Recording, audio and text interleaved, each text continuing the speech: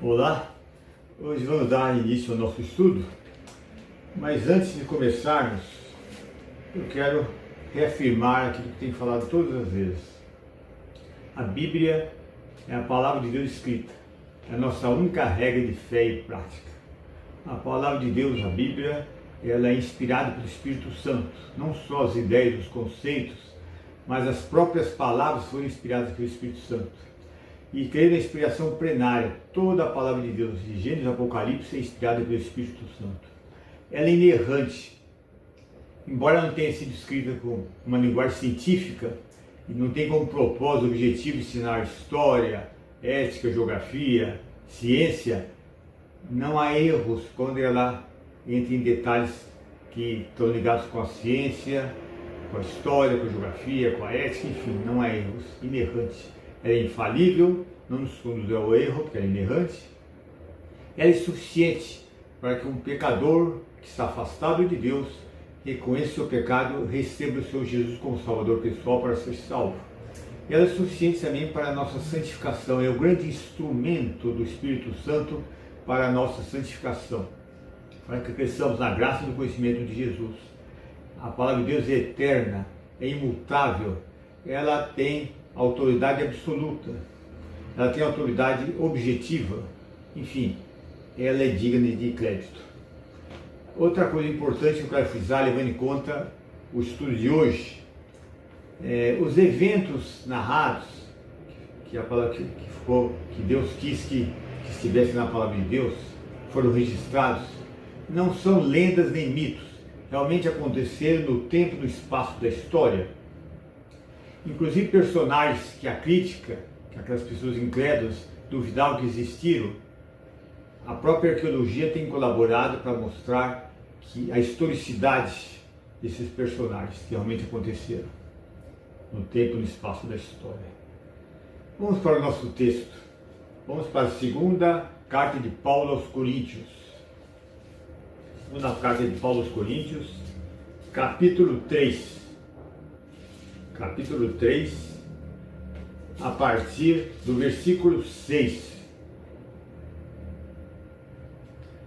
O qual nos capacitou para sermos ministros de uma nova aliança, não da letra, mas do Espírito, porque a letra mata, mas o Espírito vivifica. E se o ministério da morte, gravado com letras em pedra, se revestiu de glória, a ponto de os filhos de Israel não poderem fixar os olhos na face de Moisés, por causa da glória do seu rosto, ainda que fosse uma glória que estava desaparecendo, como não será de maior glória ao ministério do Espírito? Porque se o ministério da condenação teve glória, em muito maior proporção será glorioso o ministério do Espírito, aliás, o ministério da justiça.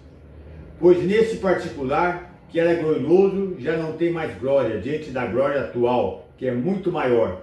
Porque se o que estava desaparecendo teve a sua glória, muito mais glória tem o que é permanente. Tendo, pois, tal esperança, agimos com muita ousadia, não somos como Moisés, que punha um véu sobre o rosto, para que os filhos de Israel não pudessem fixar os olhos no fim daquilo que estava desaparecendo. Mas a mente deles se endureceu, pois até o dia de hoje o mesmo véu permanece sobre a leitura da antiga aliança. Não foi tirada, pois só em Cristo ele é removido. Mas até hoje, quando Moisés é lido, o véu está posto sobre o coração deles. Quando, porém, alguém se converte ao Senhor, o véu é tirado. Ora, esse Senhor é o Espírito, e onde está o Espírito do Senhor, aí há liberdade. E todos nós, com o rosto descoberto, contemplando como por espelho a glória do Senhor, somos transformados de glória em glória na sua própria imagem, como pelo Senhor, que é o Espírito. Uma passagem muito importante, ligada, entre outras coisas, à santificação. Versículo 6.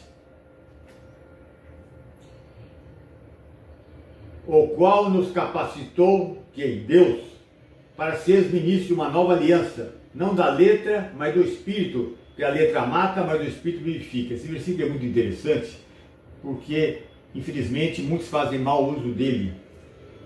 O qual nos capacitou para sermos ministros da nova aliança. O que seria a nova aliança? Está relacionado com essa parte da dispensação da graça, do Evangelho, da graça de Deus, esse período da igreja. E aqui fala, o qual nos capacitou para sermos ministros de uma nova aliança, não da letra, mas do Espírito, porque a letra mata, mas o Espírito vivifica. Alguns acham, interpretando de maneira errada, que aqui quer dizer o seguinte, que você não deve ler a palavra de Deus, porque a letra mata e o Espírito vivifica, então você não deve estudar a Bíblia, não deve se aprofundar, porque não é nada disso. Quando fala, não da letra, mas do Espírito, o Espírito Santo, né? Porque a letra mata, o que seria a letra? Aqui se refere à antiga aliança, à dispensação da lei, se refere também ao período da lei de Moisés. E que letra que é essa que mata? Aqui se refere aos 10 mandamentos, que estavam nas tábuas da lei. Mas o Espírito vivifica. A letra mata por quê? Porque o propósito da lei não era salvar ninguém, nem santificar ninguém. O propósito da lei era o quê? Revelar o pecado e condenar o pecador. A lei não fornecia poder, capacitação para a pessoa obedecê-la. Por isso que as pessoas transgrediam e ainda transgridem a lei, né? Por isso que fala, não da letra, mas do Espírito, porque a letra mata, mas o Espírito vivifica. Por quê? Porque o Espírito Santo, nessa dispensação da graça, na nova aliança, ele comunica a vida espiritual, aqueles que recebem Jesus como Salvador. Esse é o ministério da morte. Qual é o ministério da morte? Antiga aliança, dispensação da lei, época da lei de Moisés. Se o ministério da morte gravado com letras em pedra, está vendo? Aqui se refere especificamente, nesse caso, aos 10 mandamentos que Deus deu, que Moisés recebeu, né? Se o ministério da morte, gravado com letras em pedra, se revestiu de glória, teve a sua glória. Desde o tabernáculo, aquele culto, aquelas cerimônias todas e outras coisas que nós vamos verificar aqui, teve a sua glória. Se o ministério da morte, gravado em pedra, em letras de pedra, se revestiu de glória, a ponto de os filhos de Israel não poderem fixar os olhos na face de Moisés, por causa da glória do seu rosto, ainda que fosse uma glória que estava desaparecendo, como não será de maior glória o ministério do Espírito? Para entendermos isso, nós temos que ir lá para o Antigo Testamento, para o livro de Êxodo. Livro de Êxodo, para entendermos por que Paulo pega esse texto para explicar o que ele estava colocando aqui, né? Êxodo capítulo 34, a partir do versículo 28.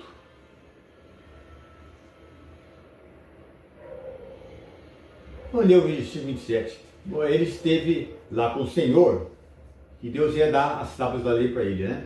O Senhor disse ainda a Moisés, versículo 27, escreva essas palavras, porque segundo o teor dessas palavras, fiz aliança com você e com Israel. E Moisés esteve ali com o Senhor 40 dias e 40 noites. Imagina que experiência, hein? Não comeu pão nem bebeu água. E escreveu nas tábuas as palavras da aliança, as 10 palavras, os 10 mandamentos, né? Versículo 29, para entender porque Paulo usa essa passagem para aplicar lá para os crentes da igreja. Versículo 29, quando Moisés desceu do monte, porque ele ficou 40 dias e 40 noites, em comunhão, intimidade com Deus.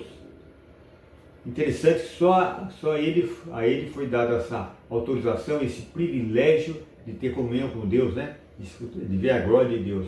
Quando Moisés desceu do monte Sinai, tendo nas mãos as 2 tábuas do testemunho, sim, quando desceu do monte, Moisés não sabia que a pele do seu rosto resplandecia depois de Deus ter falado com ele. Quer dizer, esse contato dos 40 dias, 40 noites, e em contato com a glória de Deus, o rosto dele refletia a glória de Deus. E ele não sabia. Moisés não sabia que a pele do seu rosto resplandecia. Então ele foi descendo para comunicar com o povo lá o que Deus falou para ele falar, né? Quando Arão, versículo 30, e todos os filhos de Israel olharam para Moisés, eis que a pele do seu rosto resplandecia, e ficaram com medo de chegar perto dele. quando eles viram aquele resplendor no rosto dele, ele estava refletindo a glória de Deus, eles não suportaram tal resplendor, né? Eles não queriam nem chegar perto de medo. Versículo 31. Então Moisés chamou o povo, né? E Arão, todos os chefes da congregação foram até ele. E Moisés lhes falou. Depois vieram também todos os filhos de Israel, aos quais Moisés ordenou tudo o que o Senhor lhe havia falado no Monte Sinai. Quando Moisés acabou de falar com eles, pôs um véu sobre o rosto. Porém, quando Moisés vinha diante do Senhor para falar-lhe, removia o véu até sair. E saindo dizia aos filhos de Israel tudo o que lhes tinha sido ordenado. Então é assim. Aí, quando ele acabou de dar a mensagem de Deus para o povo, ele colocou um véu. O texto aqui não dá detalhes por quê. E todas as vezes que ele ia falar com o Senhor, ele tirava o véu, a glória do Senhor era refletida no rosto, na face dele, no rosto dele. Ele ia falar com o povo via aquele resplendor, ele colocava o véu, e assim todas as vezes que ele ia falar com Deus, ele tirava o véu, voltava a falar com o povo, o rosto resplandecendo, refletindo a glória de Deus, e ele cobria com o véu. Versículo 35. Assim os filhos de Israel viram o rosto de Moisés, viram que a pele do seu rosto resplandecia. Porém Moisés cobria de novo o rosto com o véu, até entrar e falar com o Senhor. Então Paulo, aproveitando esse acontecimento histórico, vamos voltar lá para 2 Coríntios, capítulo 3, e ele, aproveitando o que aconteceu aí, ele vai fazer algumas aplicações importantes. 2 Coríntios, capítulo 3, versículo 12. Tendo, pois, tal esperança, agimos como muita ousadia. Não somos como Moisés, que punha a propósito. Interessante, quando chega aqui no versículo 11, para fazer sentido, porque se o que estava desaparecendo teve a sua glória, muito mais glória do que permanência. É o seguinte, o que ele está querendo dizer é o seguinte. Para ficar melhor, nós vamos verificar o versículo 7, para fazer sentido, né? Versículo 7 fala: E se o mistério da morte, gravado com letras em pedra, se revestiu de glória, a ponto de os filhos de Israel não poderem fixar os olhos na face de Moisés, nós vimos lá no capítulo 34 que eles não aguentaram aquele esplendor, né? Por causa da glória do seu rosto, ainda que fosse uma glória que estava desaparecendo, tá vendo? Isso o texto aí não entra em detalhes. O que está querendo dizer aqui? Que aquela glória que ele estava sendo refletido no rosto de Moisés e depois ia desaparecendo, na verdade estava mostrando, ou simbolizando, como quiserem, que a lei era transitória, a lei era temporária, a antiga aliança era temporária. Como não será de maior glória o ministério do Espírito? Por quê? Porque o ministério do Espírito, a dispensação da graça, a nova aliança, ela, operada pelo Espírito, ela é permanente, é eterna. Versículo 9. Não é temporária, permanente. E a antiga aliança era passageira, temporária, transitória. A nova aliança não. Versículo 9. Porque se o ministério da condenação, por que ministério da condenação? Porque a lei, ela revelava o pecado do homem e o condenava.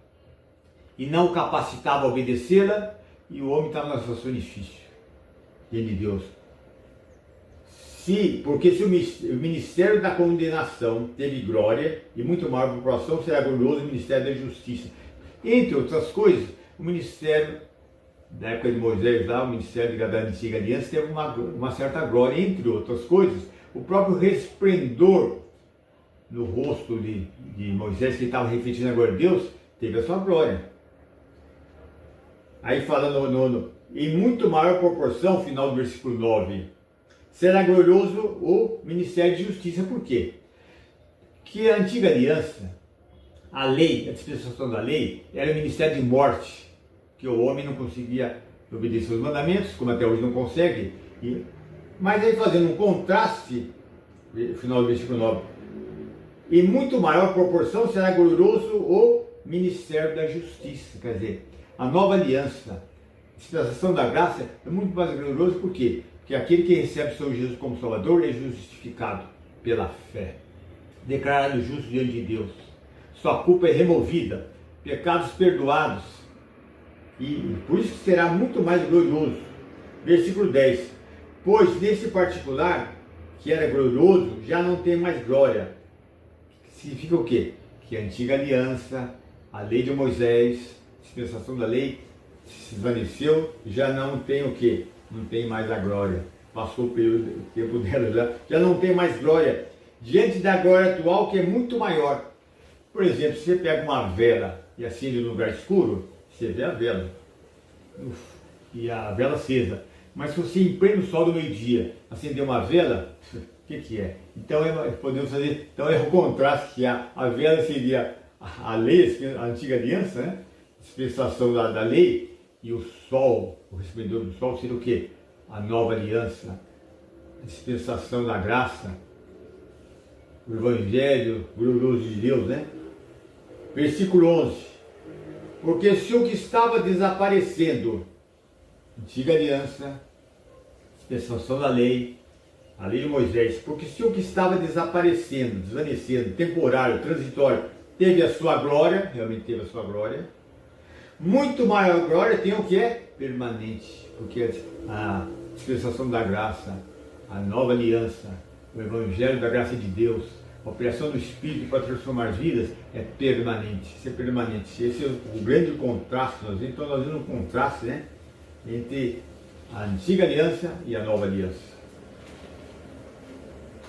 Versículo 12.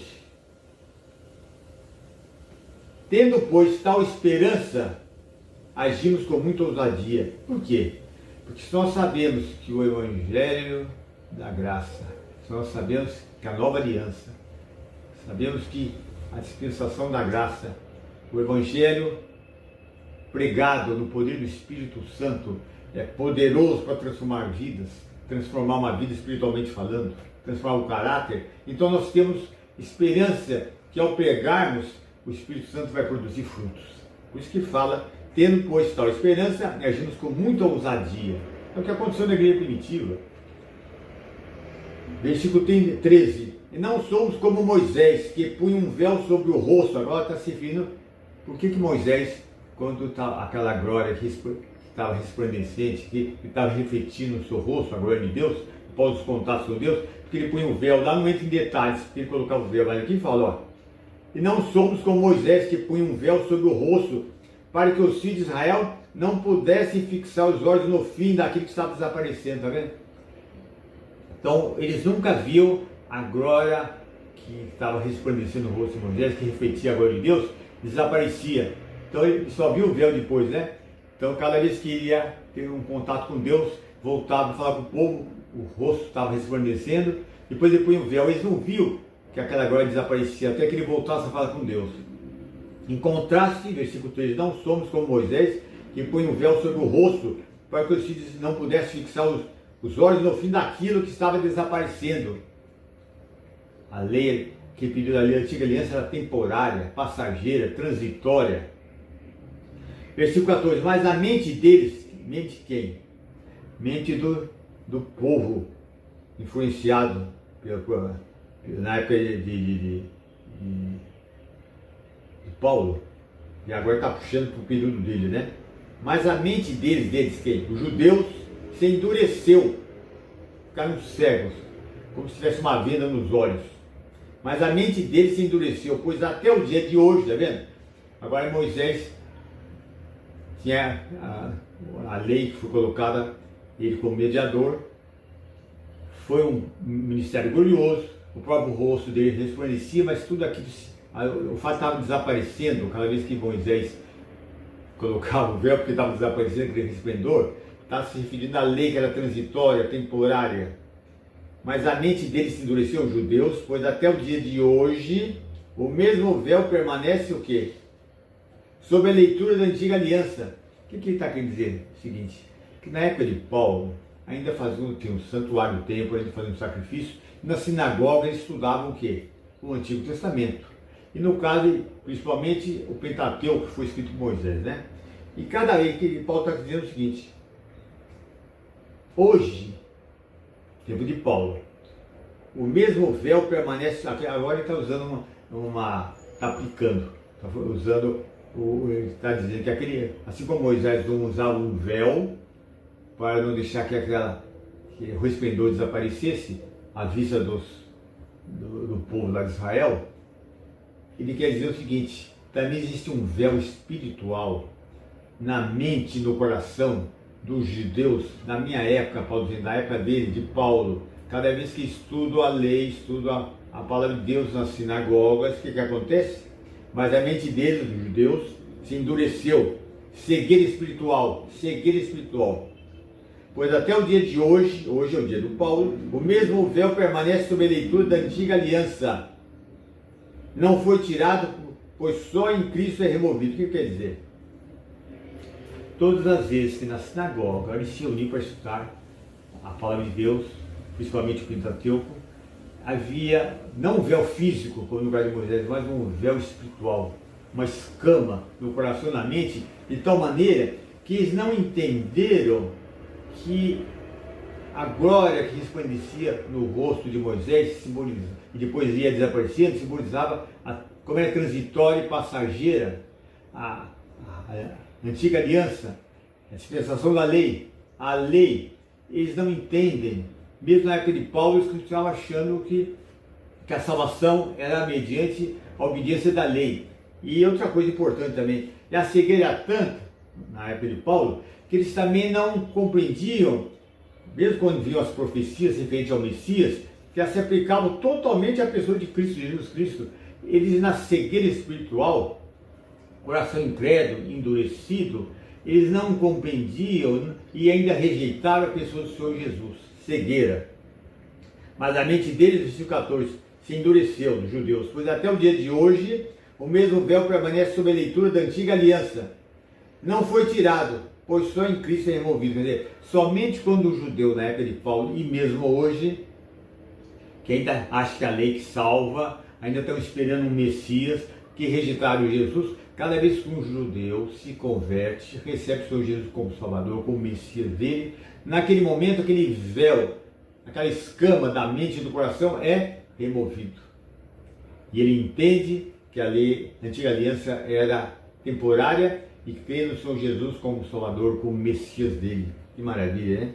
Versículo 15. Mas até hoje, quando Moisés é lido, o véu está posto sobre o coração deles. Quando, porém, alguém se converte ao Senhor, o véu, que é cegueira espiritual, é tirado. Versículo 17. Ora, esse Senhor é o Espírito, e onde está o Espírito do Senhor, aí a liberdade. E ora, esse Senhor é o Espírito, aqui está falando do Espírito Santo. O Espírito Santo é Deus, está falando da divindade do Espírito Santo. Ele é Deus, como o Pai é Deus e Cristo é Deus, tem a mesma essência, são três pessoas distintas.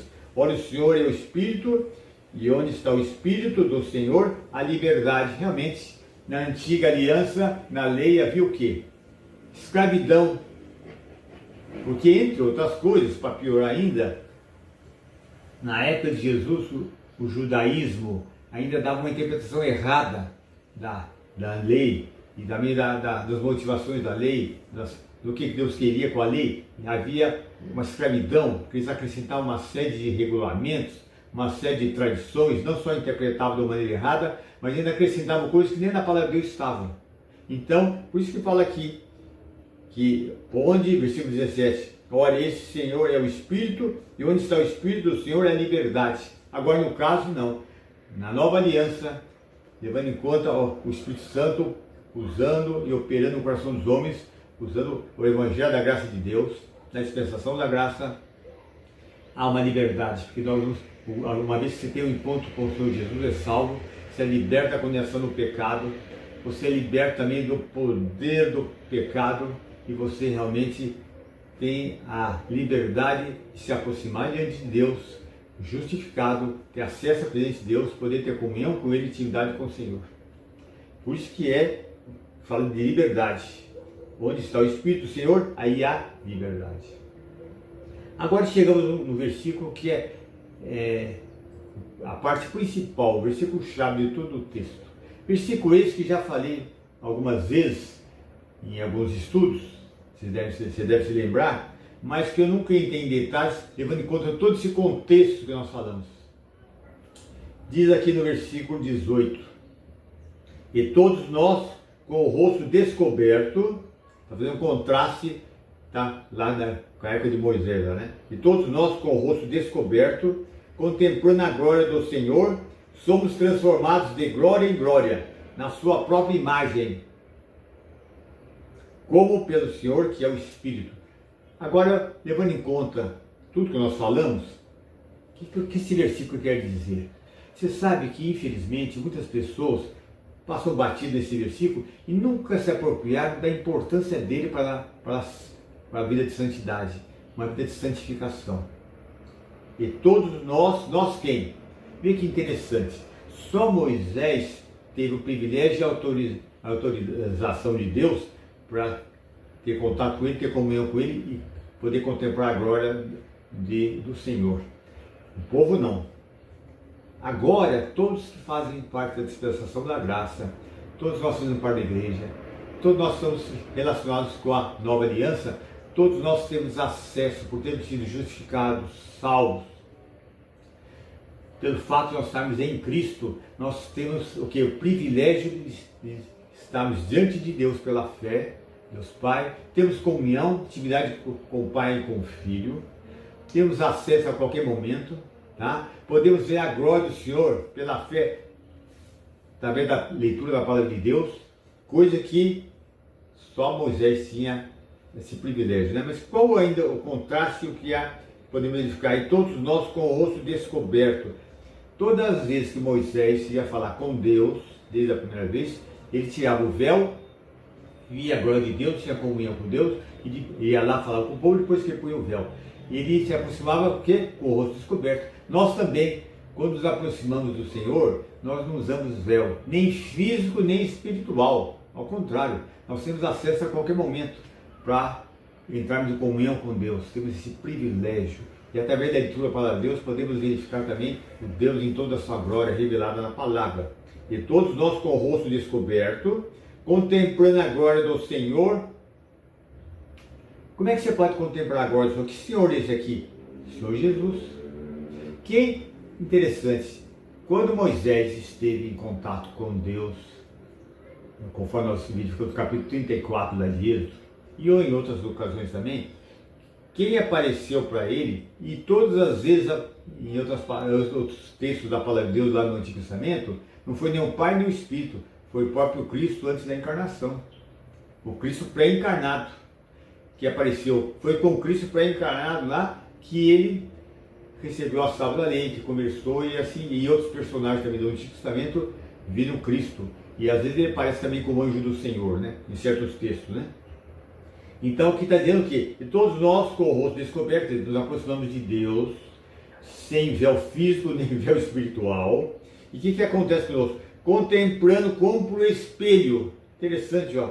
Contemplando como por espelho a glória do Senhor. Por quê? Porque no momento nenhum de nós tem um privilégio de poder ver a glória de Jesus conforme ele está sentado à direita de Deus Pai, após a sua morte, ressurreição e quando ele foi para os céus, né? Ele está lá no lugar de poder, de honra, né? E ele quer que nós possamos conhecer cada vez mais. Mas como é que você pode ver a glória então de Jesus?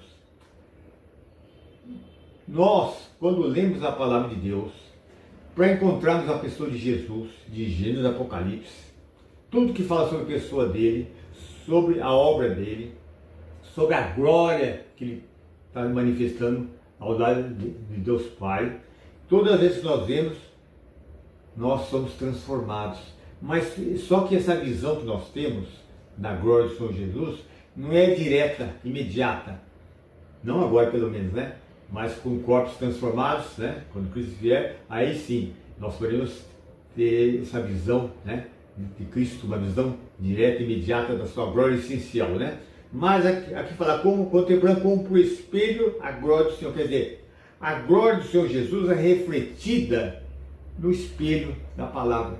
A palavra de Deus, ela é simbolizada como por um espelho que reflete Nós vamos verificar, abrir lá em Tiago, capítulo 1, nós vamos verificar isso. Tiago, capítulo 1. Tiago, capítulo 1. E vocês vão verificar que nesse texto aqui, você vai verificar que a palavra de Deus é simbolizada por espelho. Aqui fala aqui, ó. Versículo 22 de capítulo 1 de Tiago. Sejam praticantes da palavra e não somente ouvintes, enganando a vocês mesmos. Porque se alguém é ouvinte da palavra, quer dizer, só ouve, mas não pratica, e não praticante, assemelhe-se àquele que contempla o seu rosto natural no espelho, tá vendo? Pois contempla a si mesmo e se retira e logo se esquece qual é a sua aparência. Mas aquele que atenta para a lei perfeita, a lei da liberdade, e nela persevera, atenta como? Vê no espelho, o rosto, né? Nela persevera, não sendo ouvinte, que logo se esquece, mas operoso praticante, esse será bem-aventurado no que realizar, né? Aqui não vou entrar em detalhes aqui do texto, mas você vê que a palavra de Deus é simbolizada pelo espelho, né? O espelho é um símbolo. Então, voltando para o nosso texto lá de 2 Coríntios, capítulo 3, versículo 18. E todos nós com o rosto descoberto, contemplando como por espelho a glória do Senhor. Quer dizer, no espelho, na palavra de Deus, ela reflete indiretamente, que está refletido, né? Não uma visão direta da glória de Cristo, reflete a glória do Senhor no espelho da palavra. Quer dizer, a palavra de Jesus, Apocalipse, revela a pessoa de Jesus. O tema máximo, o centro da Bíblia é Cristo. Então, cada vez que nós nos aproximamos desse livro, para conhecer mais o Senhor Jesus, para ler tudo o que fala sobre Ele e sua obra, para buscarmos ter comunhão com Cristo em toda a sua glória, conforme está agora, né? A direita de Deus Pai, mas ao mesmo tempo, não apenas vendo e adquirindo informações, mas com uma atitude de adoração, com um coração adorador. Cada vez que nós vemos Cristo revelado aqui, o Espírito Santo vai nos iluminando, no seu ministério de iluminação, vai nos dando um entendimento do texto. Cada vez que nós vemos a Cristo, com um coração adorador, em espírito e verdade, nós vamos sendo transformados, nosso caráter vai sendo transformado. Que maravilha, né? Mas antes de entrar em mais detalhes aqui, me lembrei de um detalhe na nossa informalidade, né? É o seguinte, infelizmente, mesmo no século XXI, existem igrejas que se dizem cristãs, e pode ter pessoas que são realmente crentes lá no meio, que são profundamente legalistas. Os pregadores ficam muito preocupados, se especializam em regulamentos, em regras, e listas de faça ou não faça, faça aquilo ou não faça aquilo. E de tal maneira que essas pessoas acham que a salvação é pela obediência, não só pela fé, mas pela obediência a essas regras humanas. Ou pela a pessoa santificada, diz que na força de vontade ele queira obedecer essas regras aí do que está na palavra de Deus. Isso é terrível. Isso está debaixo da lei. Não, nós somos debaixo da graça. Nós realmente, a transformação de um caráter não é a lei que vai fazer. A lei só condenava, nunca deu poder para ninguém se salvar, nem para se santificar. E ninguém é santificado pelo fato de seguir os 10 mandamentos, ou seguir mesmo certos mandamentos do Novo Testamento, na energia da carne. Não. Somente o Espírito Santo tem poder para produzir o quê?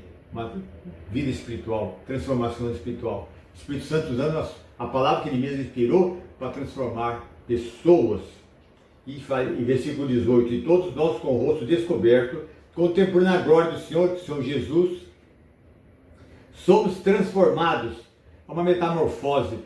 No caso de Moisés, ele refletia o quê? Externamente no rosto dele, a glória de Deus. Agora, no nosso caso, é diferente. Ela é irradiada de dentro para fora. O que significa isso? O Moisés, ele teve que acesso à comunhão com Deus, né? Embora, podemos dizer o seguinte, que Moisés, embora ele tivesse uma proximidade de Deus, um privilégio, uma intimidade que ninguém teve na época dele ali, ter esse acesso contemporâneo agora de Deus, a gente ficou 40 dias, 40 noites, nós estamos mais próximos do Senhor do que o próprio Moisés. Por quê? Porque o próprio Espírito Santo habita no interior do crente. Vê que coisa. A maior proximidade que se pode, quer dizer, Deus, por mais que Moisés tivesse essa proximidade de conversar, o privilégio que nós temos hoje na nova aliança, vamos assim dizer, né? Porque o Espírito Santo vive em nós é muito maior. Agora, uma coisa importante. Por que esse versículo que eu estou frisando todas as vezes que eu posto, eu estou frisando, que é um versículo chave, por que ele é importante? Porque ele está relacionado com a santificação prática. Como é que alguém pode cada vez ser mais parecido com Jesus? Qual o propósito, o alvo da vida cristã? Semelhança com Cristo. Qual é o segredo da santificação prática? O segredo para que a pessoa seja cada vez mais parecida com Jesus? Olhar no espelho da palavra de Gênesis e Apocalipse, buscando a pessoa de Jesus para ter comunhão com Ele, com o coração adorador, olhar, contemplar a pessoa de Jesus, tá? Isso implica em lei de Gênesis e Apocalipse, né? E cada vez que nós fazemos isso, ainda que não percebamos, o Espírito Santo vai transformando o nosso caráter de dentro para fora. Qual a diferença? Que Moisés, ele refletiu o quê? Em seu rosto, o reflexo da glória de Deus, que depois desvanecia.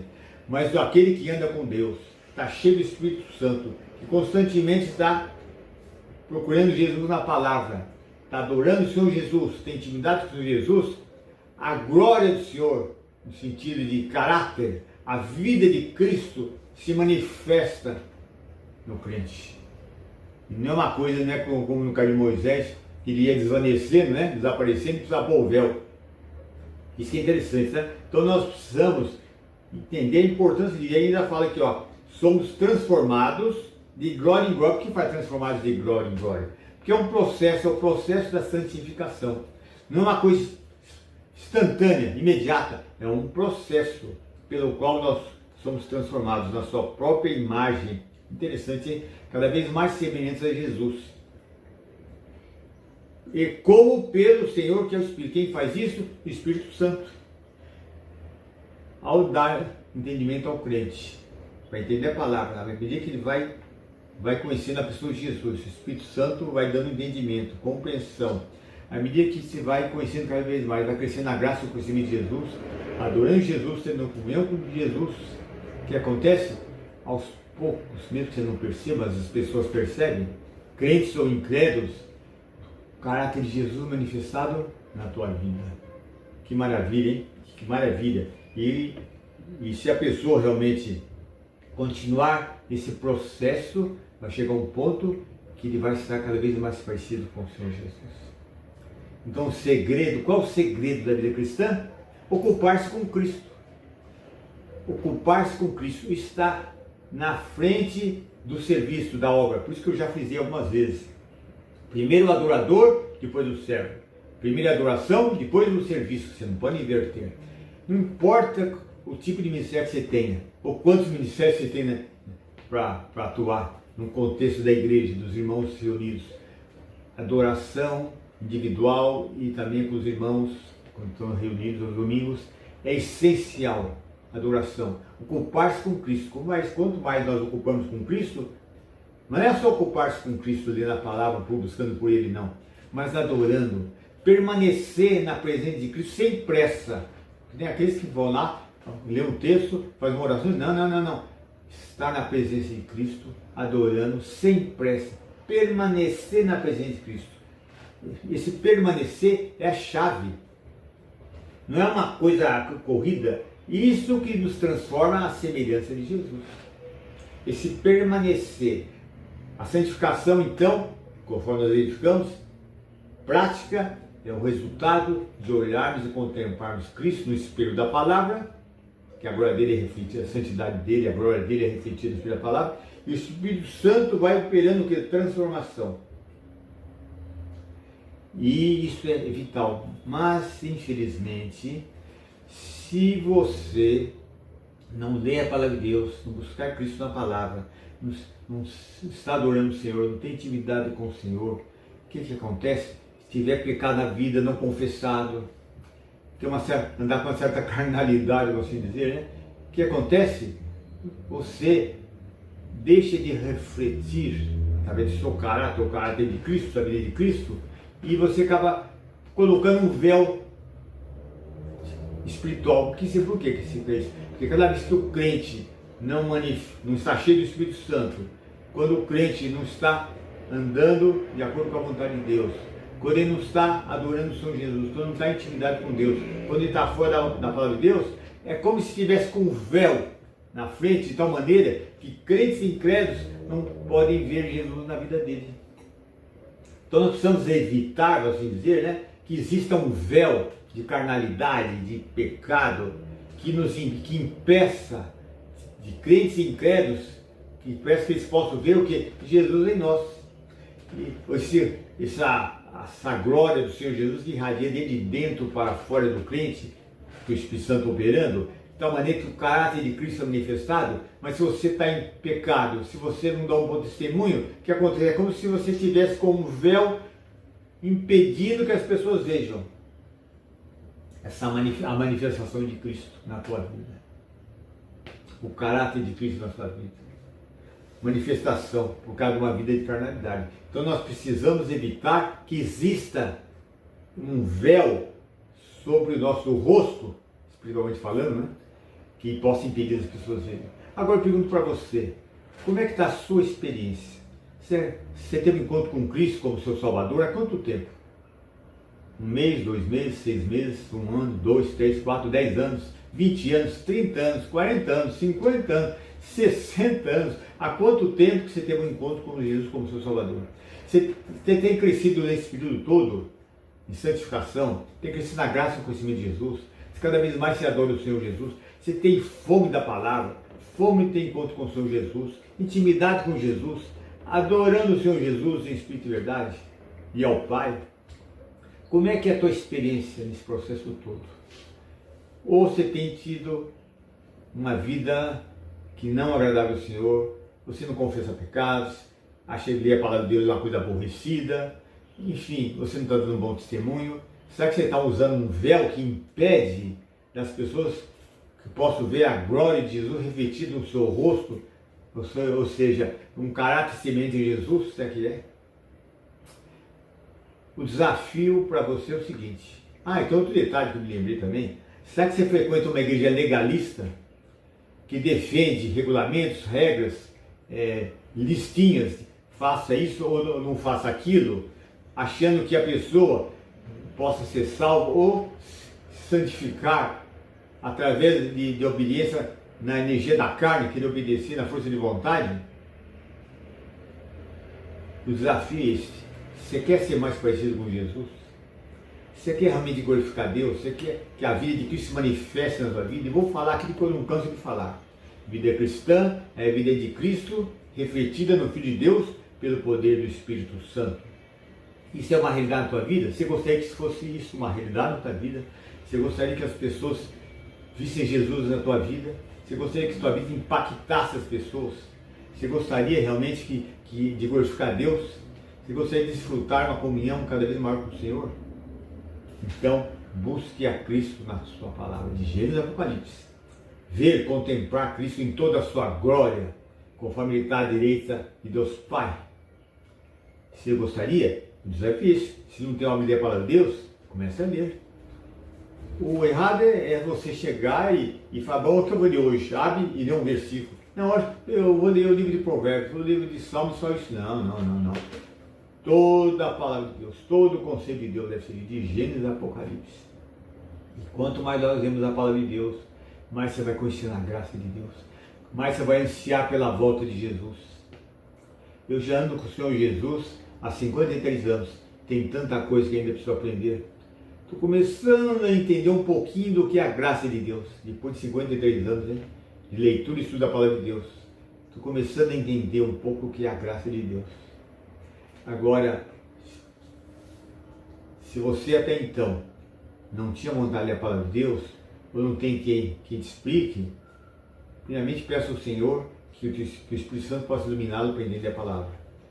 Que você possa despertar você apetite por essa palavra.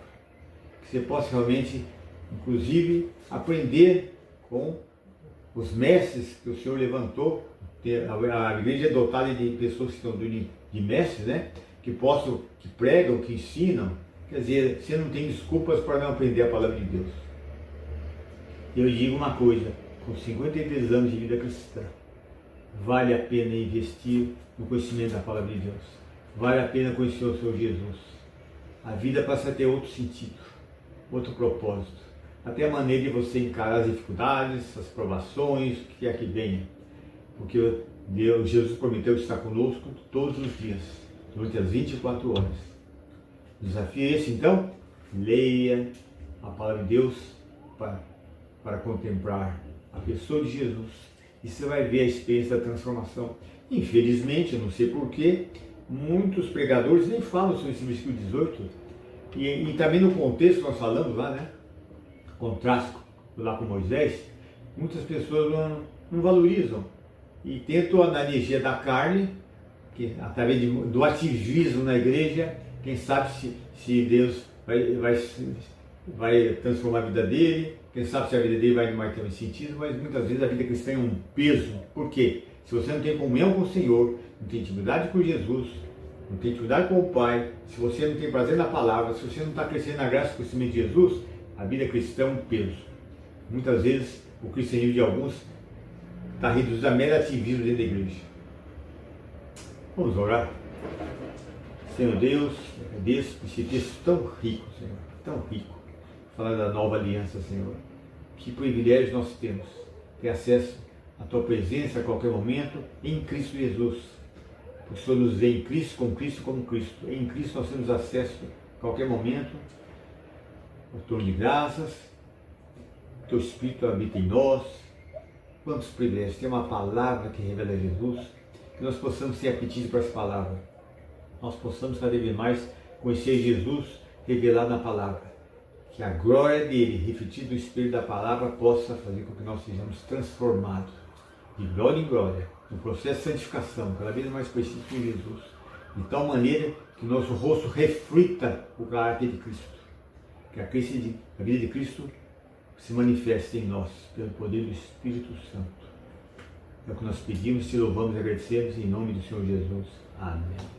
Como o tema a respeito da nova aliança é muito rico, eu achei que seria interessante eu dar mais alguns detalhes sobre o assunto. Não foi o apóstolo Paulo que inventou a doutrina da nova aliança.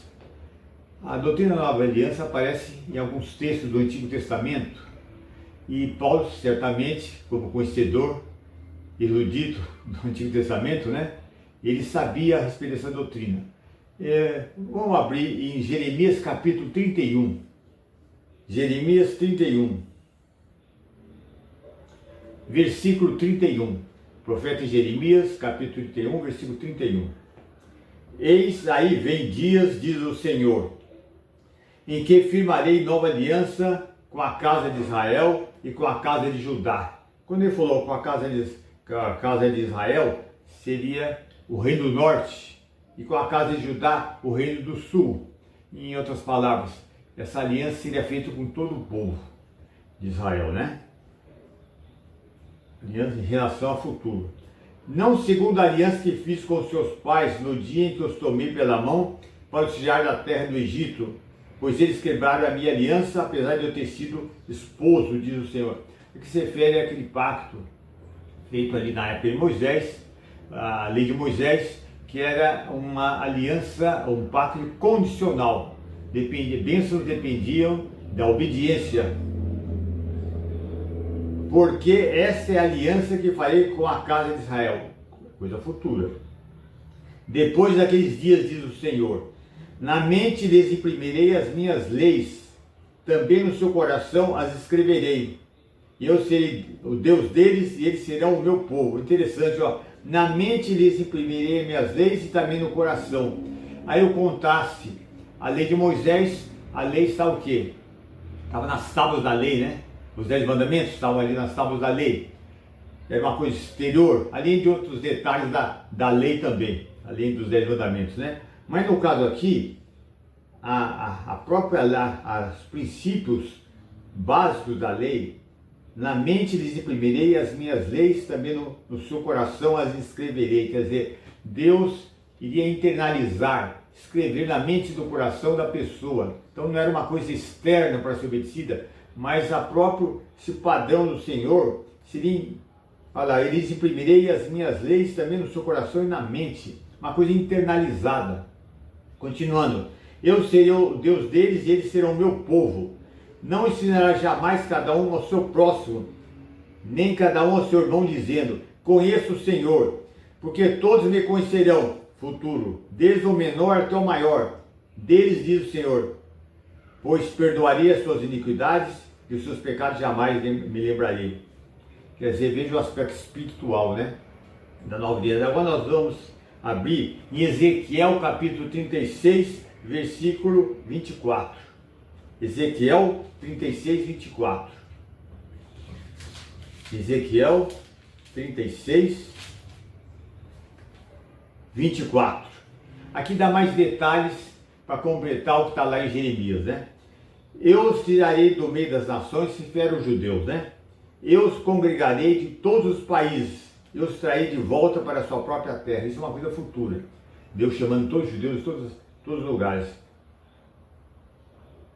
Versículo 25 de Ezequiel, capítulo 36. Então aspergirei água pura sobre vocês, e vocês serão purificados. Eu os purificarei de todas as suas impurezas e de todos os seus ídolos. Veja que transformação que haveria espiritual, né? Eles dariam um coração novo e porei dentro de vocês um espírito novo. Então aqui fala de regeneração, nascimento do alto, salvação. Tirarei de vocês o coração de pedra, lhes darei um coração de carne. E outra bênção aqui também, ó. Porei dentro de vocês o meu Espírito Santo. Tá vendo? Porei de vocês o meu Espírito e farei com que andem nos meus estatutos, guardem e observem meus juízos. Em outras palavras, diferentemente da lei de Moisés, que só condenava e não capacitava a pessoa a obedecer a Deus, aqui não, Deus vai dar um novo poder para a pessoa nascer de novo, regenerada, que é o próprio Espírito Santo que capacitaria as pessoas a obedecerem aos preceitos do Senhor. Por dentro de vocês meu Espírito, né? Versículo 28, vocês habitarão na terra que eu os dei a seus pais, vocês serão meu povo e eu serei o seu Deus. Veja que interessante, né? Essa nova aliança. E Paulo conhecia, é dessa nova aliança que Paulo estava falando, fazendo uma distinção entre a antiga aliança e a nova aliança. E interessante que na época de Paulo, quando Paulo escreveu aquilo, existia um pessoal conhecido como judaizantes, que eles penetravam nas igrejas dizendo que eram crentes, e eles queriam unir a lei e a graça, achavam que só crer em Jesus não era suficiente. Também a pessoa, para ser salva, deveria obedecer aos preceitos da lei. Veja que coisa absurda, né? Então nós verificamos que o Senhor realmente está mostrando que haveria uma nova aliança. Agora, quando é que essa aliança seria feita com o povo judeu do futuro? E quando isso iria se concretizar? Cumprimento dessas promessas. Vamos abrir em Zacarias capítulo 12, a partir do versículo 10. Zacarias capítulo 12, a partir do versículo 10. Aqui qual é o contexto? Tem um período, depois que a igreja é arrebatada, vem o período da chamada Grande Tribulação, que judeus e gentios crentes serão perseguidos. Haverá salvação individual de muitos judeus, tudo, né? Também está lá também os 144 mil, os judeus vão pregar a palavra, haverá conversões e tal, né? E na Batalha do Armagedon, quando os judeus estão sitiados e os exércitos do anticristo estão querendo acabar com os judeus lá, é que Jesus volta. E eu compreendi que ao voltar, um remanescente judeu, realmente como nação, irá se converter. Veja aqui, Zacarias 12, versículo 10 em diante. E sobre a casa de Davi e sobre os moradores de Jerusalém, derramarei o Espírito da graça, de súplicas, olharão para aquele a quem traspassaram, plantarão por ele com quem plantarão por um filho único, e chorarão por ele como se chora amargamente pelo primogênito. Eles virão o próprio Cristo, que está voltando, né, com a igreja e voltando com os anjos, né, destruindo na Batalha de Armagedon os exércitos do anticristo. Naquele dia, o pranto em Jerusalém será tão grande como o pranto de Hadad e Rimon, no vale de Megido. A terra pranteará, cada família, aí dá a relação das famílias que estão envolvidas, né? Então, esse remanescente irá se converter como nação, e o cumprimento total da nova aliança se dará no reino milenar. Agora, a nova aliança tinha dois aspectos: promessas materiais e promessas espirituais. Tanto as promessas materiais como espirituais serão cumpridas no reino milenar, quando Cristo estiver reinando aqui, com os judeus e gentios convertidos, né? E quem é o mediador dessa nova aliança? Vamos abrir em Hebreus capítulo 9, versículo 15. Hebreus 9, 15.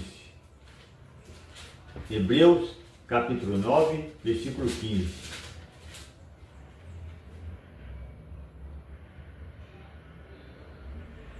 Por isso mesmo, ele é o mediador, ele quem? Cristo. Por isso, ele, o mediador da nova aliança, a fim de que os que foram chamados recebam a promessa da herança eterna, visto que houve uma morte para a remissão das transgressões que foram cometidas sobre a primeira aliança, ou seja, na época de Moisés, né? Então, Cristo é o mediador da nova aliança. A nova aliança foi inaugurada com a morte de Jesus. Agora, qual a participação da igreja em relação à nova aliança? Como a igreja está unida com Cristo, então ela é beneficiada, é abençoada, recebe muitas bênçãos espirituais da nova aliança. E quais são essas bênçãos espirituais que a igreja participa por estar unida a Cristo? Bênçãos espirituais da nova aliança, não materiais, bênçãos espirituais.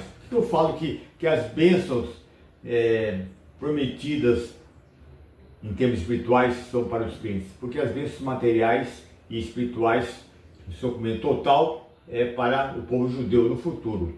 Mas as bênçãos prometidas para nós, que fazemos parte da igreja, e ao lado que nós somos beneficiados com a nova aliança, são bênçãos espirituais. Quer ver uma coisa? Vamos abrir em Efésios capítulo 1.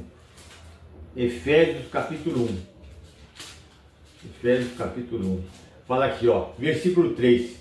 Bendito seja o Deus e Pai de nosso Senhor Jesus Cristo, que nos abençoou com todas as bênçãos espirituais, não materiais, nas regiões celestiais em Cristo, tá vendo? Nós participamos das bênçãos espirituais da nova aliança. As bênçãos materiais, juntamente com os espirituais em sua totalidade, é prometida ao povo de Israel no reino milenar. Mas quais são algumas bênçãos espirituais, ou muitas bênçãos espirituais que nós, como igreja, participamos da nova aliança? Novo nascimento, nascer do alto, regeneração, perdão dos pecados, remoção da culpa, o que mais? A habitação do Espírito Santo. Tudo isso são bênçãos espirituais que a igreja participa por estar unida a Cristo. Nós participamos dessas bênçãos espirituais da nova aliança. No futuro, os judeus participarão, terão cumprimento dessas promessas, tanto do ponto de vista material, lá no reino milenar, como essas bênçãos espirituais, novo nascimento, perdão de pecados, a remoção da culpa e tudo mais, né? E eu achei que isso era importante de colocar, porque nós muitas vezes esquecemos o que é a nova aliança quando lemos alguns textos da palavra de Deus, e nós não paramos para verificar a participação da igreja das bênçãos espirituais da nova aliança. Nós nos esquecemos muitas vezes que essa é uma bênção que vale a pena ser ressaltada. Sendo assim, há outra coisa importante. No Antigo Testamento, na época da Antiga Aliança, né, o período da lei mosaica lá, a pessoa muitas vezes obedecia por medo de ser amaldiçoado, de ser castigado e outras coisas mais, né? Agora, na nova aliança, nós obedecemos motivados pelo amor a Jesus, pelo que fez por nós. Não somos movidos pelo medo, e temos poder capacitador do Espírito Santo, que faz parte das bênçãos da nova aliança, né? poder para obedecer ao Senhor. Eu achei que era importante frisar esses detalhes todos, porque isso vai, de certa maneira, iria enriquecer mais o que nós comentamos a respeito do estudo que nós fizemos lá em 2 Coríntios, né? Capítulo 3, quando Paulo faz aquele contraste entre a antiga aliança e a nova aliança. Eu espero que tenha sido útil para que haja um entendimento melhor, mostrando as riquezas da palavra de Deus, né? Mostrando quantas coisas nós temos para aprender na palavra de Deus e que isso enriquece em termos não só de conhecimento, mas nossa fé também. De uma maneira nós conhecemos cada vez mais a pessoa do Senhor Jesus, sua pessoa e sua obra.